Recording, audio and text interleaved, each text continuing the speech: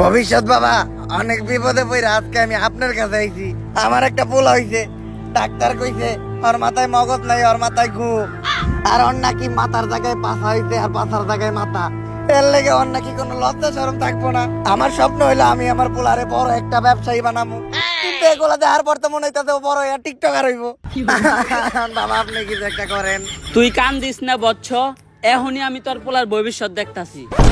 I am back, জিমু এবার কাপড় blogger করে ঠেক। চিন্তা করিস না বচ্চ, আমি এইমাত্র তোর পোলার ভবিষ্যৎ দেখলাম। তোর পোলা বড় একজন সফল ব্যবসায়ী হইব। টাকা কামানোর জন্য তোর পোলা সবকিছু করব, এমনকি নিজের মান সম্মান পর্যন্ত বিলিয়ে দিব। যাক বাবা, তাহলে আমার পোলারে আমার ব্যবসায়ী বানানোর স্বপ্নটা পূরণ হইব। কিন্তু বাবা, আপনি তো আমার এইটা কইলেন না যে আমার পোলা বড় হইয়া কি ব্যবসা করব। বউ ব্যবসা করব।